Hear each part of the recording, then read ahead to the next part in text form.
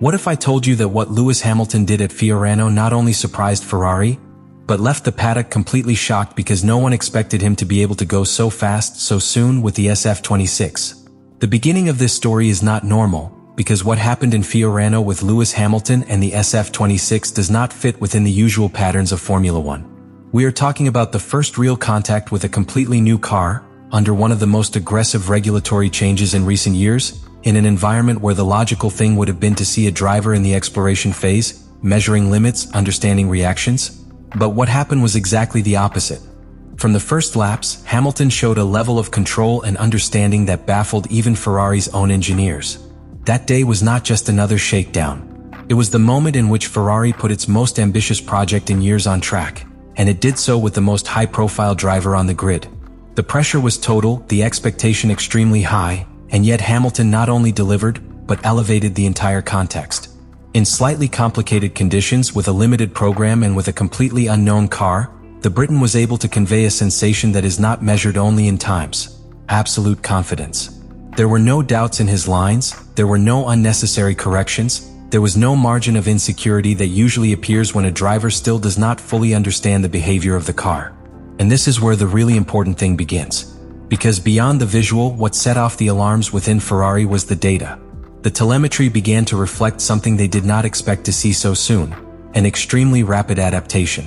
Hamilton was finding performance almost immediately, interpreting the car's balance with a precision that broke normal learning times. This is key because one of the biggest challenges for any driver, even a 7-time world champion, is precisely to adjust his style to a completely new car. However, in this case, it seemed like the process was being drastically shortened. Even a small moment that generated noise off the runway, like that brief stop of the SF-26 during shakedown, ended up being irrelevant to the bigger picture. Ferrari confirmed that there was no real problem, and the important thing is that the car completed its entire program without failure, reinforcing the internal feeling that the technical foundation was solid. But beyond the car, what really left its mark was the driver. Because while everyone was looking at the SF-26, within the team they began to look at Hamilton with another perspective. Not as someone adapting, but as someone who was already beginning to make a difference. And that is the turning point of this first act. Fiorano wasn't just a performance, it was a silent statement. Because without the need for official times, without the need for direct comparisons, Hamilton had already achieved something much more important: changing the narrative. He went from being a mystery at Ferrari to becoming, in a matter of laps, the center of all eyes within the paddock.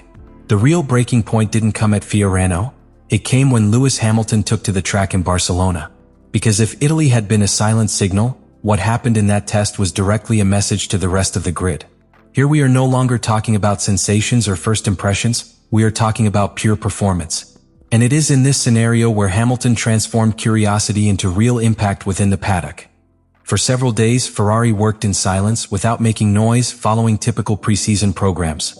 Long runs, degradation evaluation, data correlation. Everything within what was expected. But on the final day, in a move that was no coincidence, Hamilton waited for the exact moment. Track in better conditions, soft tires, and a configuration designed to get the most out of the car. What came next was what ignited absolutely everything. One turn. A single lap was enough to change the perception of the entire paddock. Hamilton set a time that was not only the fastest of the week, but also surpassed direct references from drivers and teams that were already strong. But the most important thing was not the number itself, it was how it was achieved. Because subsequent analyses made it clear that it was not a forced return or the chaotic limit, but rather a clean, precise, and extremely efficient execution. Each sector reflected control, each transition showed total confidence in the car, and that is what really set off all the alarms within the rival teams. This is where the story takes a key turn. Because in Formula One, test times always generate doubts. Unknown fuel loads, hidden engine modes, different programs. But when the entire paddock starts to agree on something, it is because there is a real signal. And in this case, that sign was clear. Hamilton was not only comfortable with the SF-26, he was starting to squeeze it at a level no one expected to see so soon. Ferrari engineers, according to the data, were surprised by the telemetry. And this is critical because when a team is surprised by its own driver, it means that something out of the ordinary is happening.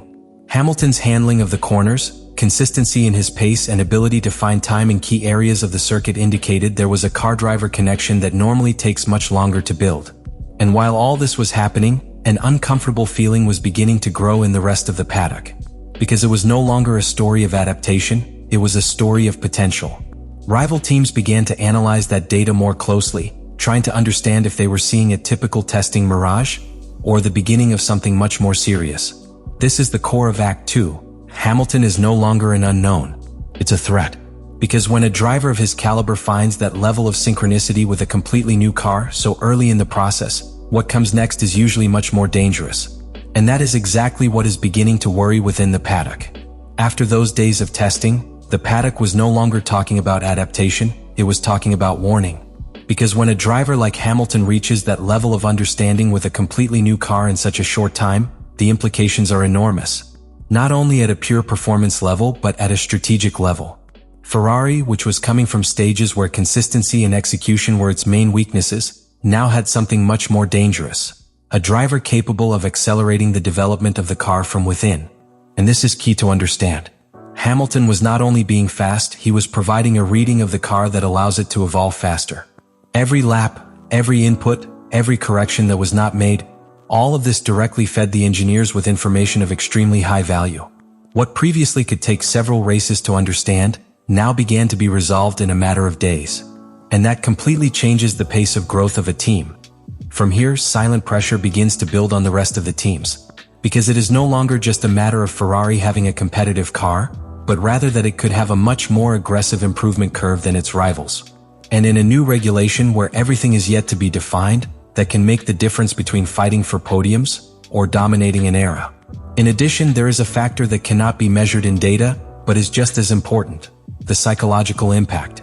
Seeing Hamilton perform like this so soon with a new car completely reconfigures the expectations of his rivals. Drivers, engineers, and teams are beginning to rethink where they really are.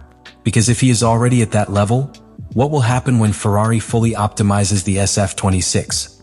And this is where this act closes with the great unknown that defines everything. If this is just the beginning, then what is coming may be much bigger than what the paddock is prepared to assume. Because the real story is not that Hamilton's surprised. The real story is that he could be building something that completely changes the order of Formula One. The conclusion of all this is not simply that Lewis Hamilton has been fast in some tests. That would be staying on the surface. What this beginning really leaves is a much deeper and, for many within the paddock, even disturbing feeling. Because what we have seen does not fit with a normal adaptation phase, it fits with the beginning of something that could escalate very quickly. Ferrari has not only put a competitive car on the track with the SF-26, it has found, or rather, it has unlocked a version of Hamilton that combines experience, confidence, and an adaptability that seemed already out of its peak. And when those pieces fit together so quickly in a new regulation, the room for growth that opens up is enormous. It's not just what he's already done, it's everything he hasn't shown yet. From here, Formula One enters a field of real uncertainty. Because if this level is maintained and Ferrari manages to evolve the car at the pace suggested by these first data, the narrative of the season could completely change before it even really begins. And that's what makes this moment so important. It's not an isolated performance spike, it's a signal. A sign that Hamilton has not arrived at Ferrari to close his career, but possibly to redefine his legacy once again. Whenever you want, I recommend expanding the first block, because that is where you can go even deeper into the technical and emotional details that make all of this have even more impact without the need to repeat information. Let me know in the comments what you think about all this.